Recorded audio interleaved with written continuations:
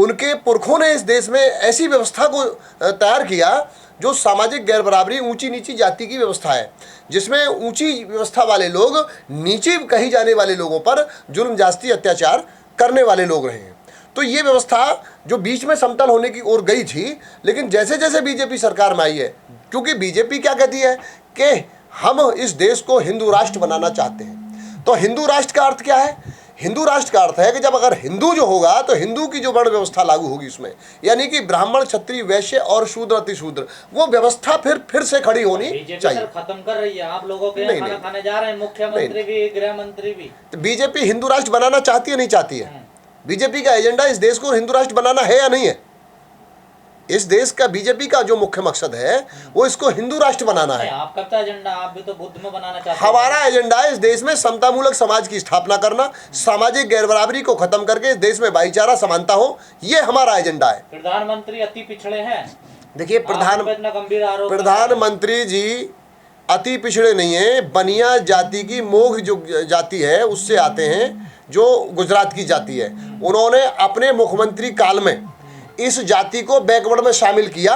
जैसे उत्तर प्रदेश के सम्मानित मुख्यमंत्री सरकार में आए तो उन्होंने अपने खिलाफ जो उनके 55-60 जो मुकदमे थे, उन्होंने एक आदेश पारित करके अपने खिलाफ मुकदमों को खत्म कर लिया, क्योंकि स्वयं में सरकार है और सरकार ने अपने खिलाफ जो मुकदमे थे उनको वापस कर लिया।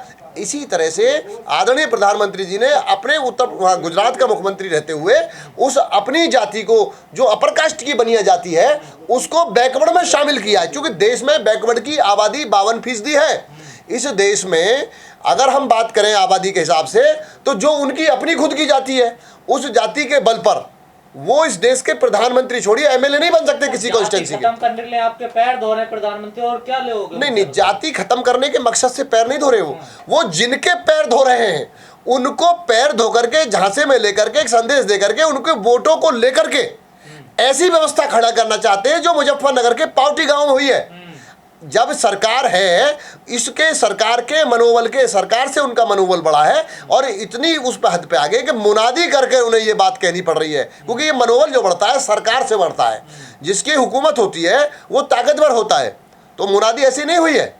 जब आपकी सरकार आती है, आप भी तो SC/ST एक्ट लगवा देते हैं। नहीं, हम SC/ST नहीं, ये SC/ST एक्ट हमने नहीं बनाया, ये BSP ने नहीं बनाया, ये भारत की सरकार ने बनाया है, जो उस समय की सरकारें नहीं है, राजीव गांधी की सरकार के समय में लाया गया। तो ये जो SC/ST एक्ट है ये सेंटर का एक्ट है, BSP केवल स्टेट में आई है। तो इस्तेमाल तो करते हैं ना? नहीं, वो इस्तेमाल करने के लिए तो सरकार ने बनाया है। वो सरकार का, भारत सरकार का बनाने का मकसद था कि जो जुल्म जाति के आधार पर अनुसूचित जाति जनजाति के लोगों पर होती है उसको कैसे कम किया जाए, ये सेंट्रल गवर्नमेंट ने इस पर अध्ययन किया। तो सेंट्रल गवर्नमेंट ने इस जुल्म जाति को रोकने के लिए इस अनुसूचित जाति जनजाति अत्याचार निवारण अधिनियम को सेंटर ने पास किया, बनाया। अब इसको लागू करना स्टेटों की जिम्मेवारी थी, लेकिन ये हमारी सरकार की ने उस कानून को केवल लागू किया कि जहां जुल्म जाति होती है, जिसके लिए सेंटर ने कानून बनाया है, उसको लागू कराना हमारी जिम्मेदारी। दूसरे राज्य तो नहीं कराते। प्रधानमंत्री जी आपके लिए पिटने के लिए तैयार है, वो कह रहे हैं मेरे दलित भाइयों को मत मारो, मुझे मार लो, और क्या चाहिए आपको? बताइए। देखिए, ये लोगों को समझना चाहिए, ये प्रधानमंत्री का बयान के जो गुजरात के ऊना कांड के 5 दलितों को जो XUV से बांध करके जो घुमा करके जो मारा गया, ये वो घटना का बयान है।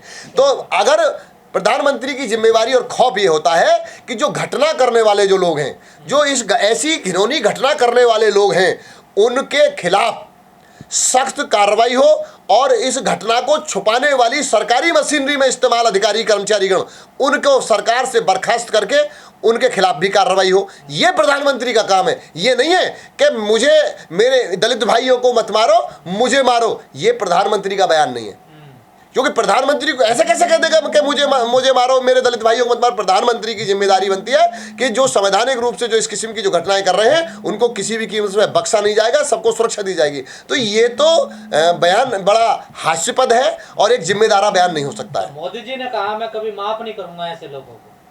हाँ, बिल्कुल माफ नहीं करेंगे। जो देखिए, वो उन्होंने ठीक कहा है।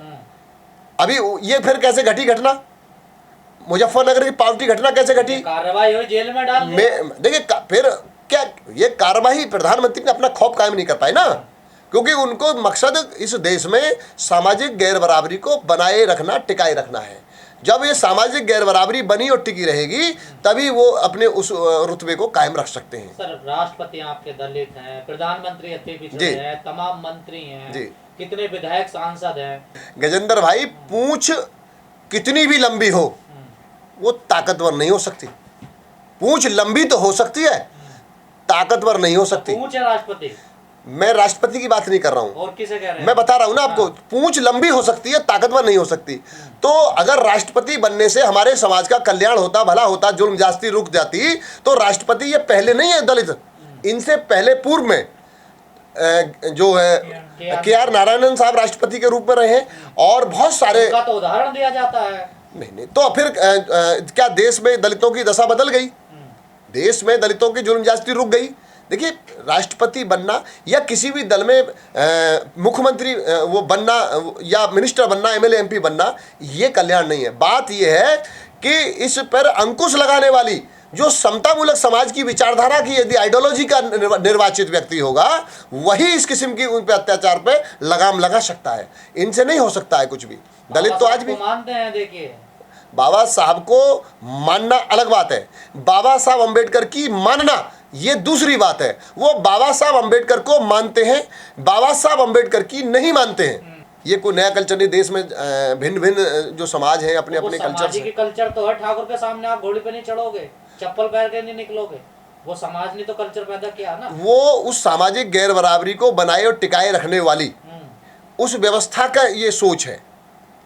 उस सोच को बनाए टिकाए रखने की मकसद से वो इस किस्म की घटनाएं करते हैं। तो आप व्यवस्था के खिलाफ है, कल्चर के खिलाफ नहीं। देखिए, जो इस देश में सभी जाति धर्म के लोग निवास करते हैं, संविधान सभी जाति धर्मों के लोगों को प्रोटेक्शन देता है, सभी की अपनी अपनी मान्यताएं परंपराएं हैं, तो उनको सबको संविधान सुरक्षा देता है, वो बात दूसरी है।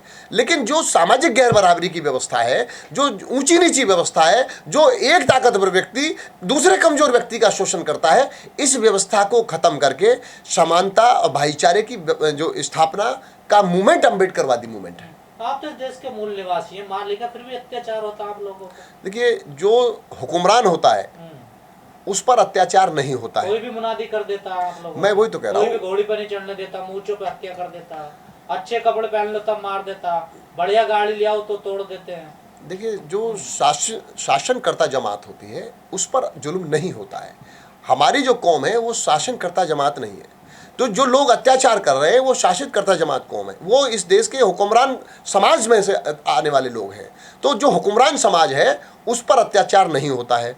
इसलिए हमारे लोगों को जो बार बार जो BSP जो तैयार कर रही है लोगों को, वो इसीलिए तैयार करती है कि हुक्मरान समाज पर अत्याचार नहीं होता है।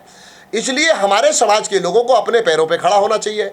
अपने इस जुल्म ज्यादती से छुटकारा पाने के लिए उनको इस देश का हुक्मरान बनना चाहिए। यही आंदोलन BSP है। अगर जुल्म ज्यादती से छुटकारा पाना चाहते हैं, यदि इससे निजात पाना चाहते हैं, समानता भाईचारा चाहते हैं, सम्मान चाहते हैं, भागीदारी चाहते हैं, तो उसका एकमात्र विकल्प है कि अम्बेडकरी विचारधारा की हुकूमत हो और बहुजन समाज पार्टी की हुकूमत हो। तो ये भी आंदोलन अगर सफल होगा तो जुल्म ज्यादती रुकेगी। अन्यथा आज राजस्थान के कोने में हो रही है, कल मुजफ्फरनगर के कोने में हो रही है, परसों हाथरस हो रही है। ये देश के भिन्न भिन्न कोने में चली आ रही है, आगे भी चलती रहेगी। मुजफ्फरनगर में जहाँ ये मुनादी हुई है वहाँ तो नारा दिया कि सब भाई भाई हैं, सब SC है जो खेत में काम करते हैं। भले लोग हर समाज में होते हैं और खराब लोग हर समाज में होते हैं। टिकट भले हैं। नहीं, मैं राकेश टिकैत जी की बात नहीं कर रहा हूँ। ये जो घटनाएं जो हो रही हैं, तो जो जिनकी सोच ऐसी है वो इस घटना को लगातार इस कोने से उस कोने से अंजाम देते चले आ रहे हैं और आगे भी देते रहेंगे। अगर इन पर देखिए, अगर लगाम लगाना है तो हमारे समाज के लोगों को इस पर शासनकर्ता जमात बनना होगा, हुक्मरान बनना होगा। यदि हर तरह की दुख तकलीफ उन्हें दूर करनी है तो उनको राजपाट अपने हाथ में लेना ही होगा, गुलाम बनना है। शासन को अपने हाथ में लेना होगा। जिसके हाथ में शासन होता है उस पर अत्याचार नहीं होता है, शासनकर्ता लोगों पर जुल्म ज्यादती नहीं होती है।